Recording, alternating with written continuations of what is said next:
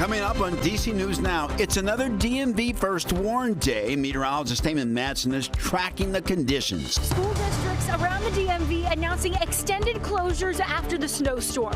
How parents are preparing. Clearing the snow and ice from Monday's storm. It hasn't been easy. Just icy, chunky. I got the metal spade. We'll tell you why trying to complete the task could be difficult. Many residents in this Fairfax County neighborhood have a big job to do. Because of the sleet overnight, they have to cut through a thick layer of ice before they can even scoop their cars out of here. And VDOT warns that the roads will refreeze once again tonight. And the aftermath of the winter storm could take a financial toll on households across the region. We're stretching your dollar on ways to make the most of your insurance. You're watching the station covering all of the DMV. This is DC News Now.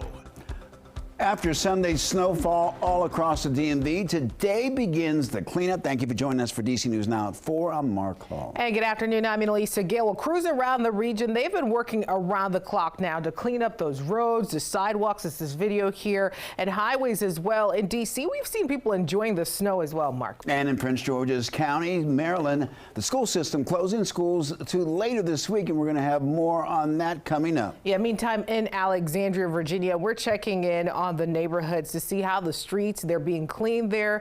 Let's take a live look, meantime, also over at DC as people across the DMV start to dig out of all the snow. Lots of white rooftops there. It's beautiful to look at, but when you're outside, you definitely feel the cold, Mark. Absolutely. We have a team of coverage across the DMV. DC News Now's Randy Bass is in Prince George's County. Now, Dave Laval is in the district. Meantime, Liberty Simmons is in Fairfax County, and DC News Now's Ben Dennis is in Alexandria. But first, let's check in with meteorologist Damon Matson with the first look at our forecast. Damon, we know it's going to be a cold stretch. Yes, indeed. And it was a doozy of a storm out there as we dealt with those conditions throughout much of the area where it was the snow followed up by the sleet, and it just made for an icy mess that we are now currently dealing with. And again, overall, we have noticed that some of those reports that came in, it wasn't just pure snow, but putting a wrap on everything. Yeah, it was mostly that snow and sleet combined. And at the airports, we had about 7 inches at Reagan, the official recording site for DC. Dulles was just short of 8 inches, and over at BWI,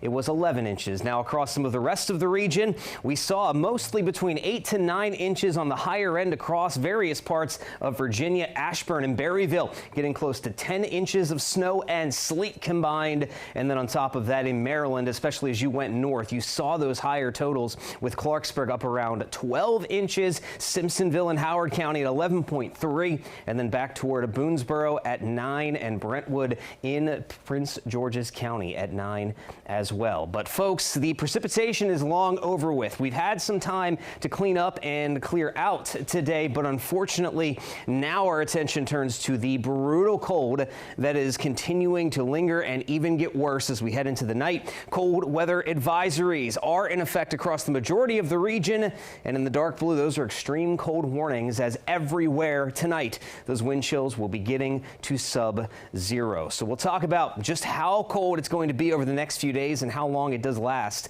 coming up here in just a bit.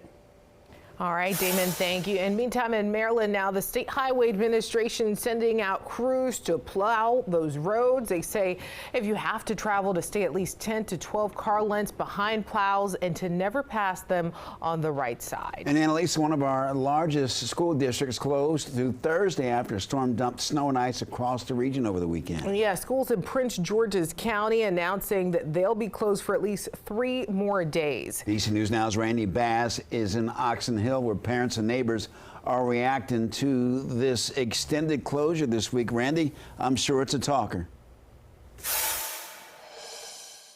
Yes, that big announcement came this afternoon. Prince George's County schools will be closed through at least this Thursday. That big announcement coming as parents and the school system work to dig out and clean up after this massive snow and ice storm. Parents and neighbors we talked to stocking up at the grocery store Monday. It's been pretty cold and icy. We just got dug out from our driveway. Just hearing the news of an extended closure for Prince George's County Public Schools. Just heard Prince George's County closed schools now from Thursday. Yeah. You think that's the right move? Or? Oh, yes, Lord. We got to protect our children. I think it's the right move to keep everyone safe. Absolutely. Especially the children and the bus drivers. Local parents now making childcare and work plans for the week. The parents are going to suffer, but it's for the safety of the kids as well, because you got to think about your kid traveling in this. On Monday, DC News Now saw roads, parking lots, and sidewalks blanketed with snow here at Oxon Hill High School. Freezing cold temperatures expected to last through the week, keeping conditions slick around school grounds. Prince George's County Executive Aisha Braveboy says county plow crews are moving into neighborhoods. We will in earnest be in residential communities today and throughout the remainder of the week until all the snow is cleared. This is a huge progress over last year. Last year took the county 4 days to hit residential streets after the snowstorm. And when it comes to keeping kids fed, PGCPS is planning for emergency meal distribution for students this Wednesday from 11 to 1 p.m. at Drew Freeman and Greenbelt Middle Schools, along with Fairmont Heights, Laurel, and Surrattsville High Schools. Now, the school system says to expect more information about that meal distribution program tomorrow, ahead of Wednesday's distribution sites being activated during this snow emergency. They also say to expect any decisions about school openings on Friday to come this Thursday. They are asking parents to stay alert and stay tuned to emails and text messages throughout the week. In Oxon Hill, I'm Randy Bass, DC News Now. All right, Randy, thank you. Metro bus service remains limited today, and right now, 4 priority routes, D20, D40, D70, and M22, are operating to provide access to hospitals and other life-sustaining facilities. Metro says that more bus routes will be restored as roads improve, though some may remain suspended or detoured. Metro rail trains are running every 30 minutes with crews working to safely increase frequency, and Metro Access will also help with life-sustaining trips for today only. And coming up in the next half hour, our Annalisa Gale details her commute this morning, step by step on the Metro. Yeah, that was interesting, Mark. I'll tell you about it. Well, just a reminder here, you're still not allowed to park on snow emergency routes until further notice. District crews towing this car that had been parked along on Reservoir Road there. That fine is $250, $100 for the tow, and the owner will also have to pay a $20 daily storage fee in the district once the car is impounded there. And we have continuing coverage here of the winter storm in Georgetown as well. DC News Now's Dave Laval joining us along our street near Wisconsin Avenue there. And Dave, how are things looking now? Good afternoon to you, Annalisa and Mark. You know, trying to park along roads just like, as you mentioned, our street here are challenging. As you can see, many cars have not been removed since the snow fell, and that is creating a lot of difficulties for many people around the district. Volunteers helped remove stuck cars in Southeast, while others cleared away the snow that piled up in front of their cars and homes. That perhaps is the most common sight we have seen around the district. Georgetown's Onda Greeny got rid of the snow that covered the sidewalk in front of his condominium complex. But while most people stepped outside today with jackets, hats, gloves, Greeny chose to only wear a t-shirt. It's very physically hard work, so I took my fleece out, I just hung it on the tree behind us, and just trying to stay cool while it's cold out. Several hardware stores told us that they have either run out of snow and ice supplies or have very little left in stock. We're live in Georgetown in Northwest. Dave Laval, DC News Now. All right, Dave, thank you. And here's DC's snowplow tracker, and you can track to see which neighborhoods and roads have been serviced. And you can see there's a lot of purple there. That means that the roads have been serviced within the last 4 hours. The yellow is to last 8 to 12 hours.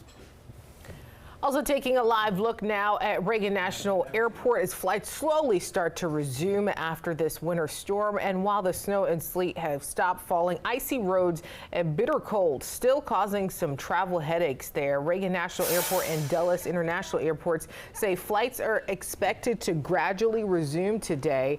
In the past 24 hours, Dulles reporting more than 560 cancellations with nearly 460 at BWI. A reminder to check with your airlines on the status of your flight before you head out. And ahead at 4:30, our Haley Milan will break down the impact she's seeing at the airport as well. Meantime, in the Commonwealth, Virginia State Police want to remind people to stay off the roads as snow cleanup continues. And state police say that they responded to 475 crashes around the Commonwealth over the weekend. 56 were in Northern Virginia with 4 injuries. They say that 2 of those crashes were deadly, but they say that weather was not a factor. And in Maryland, fire crews in Montgomery County put out a truck fire today in North Potomac. This was off of Travilla Road and Floral Park Lane. Crews say that the pickup truck was stuck in deep snow in an unplowed neighborhood when it occurred. No injuries were reported. It's unclear what started the fire. Well, now that the storm has moved through, our weather team is tracking what comes next, including dangerous cold temperatures. For updated forecast, storm impacts, and what to expect overnight, you can visit our website, dcnewsnow.com. And meantime, DC News Now is your local election headquarters. After 35 years on Capitol Hill, Democratic delegate for DC, Eleanor Holmes Norton, has moved to end her re-election campaign. First reported by Notice, Holmes Norton filed with the Federal Election Commission Sunday. The news comes as her campaign faced money issues and calls to retire. We've reached out to her campaign office for a further comment, but so far we have not heard back. Well, in our schools, efforts to fight overcrowding in Fairfax County Public Schools is underway. The school district has drawn new boundaries for the first time in 40 years. FFXNow.com reports that redistricting efforts were approved by a board of 8-3 back in 2024. FCPS adopted a new policy to review school boundaries every 5 years. And the superintendent says that the newly approved boundaries will take effect in the 2026-2027 school year.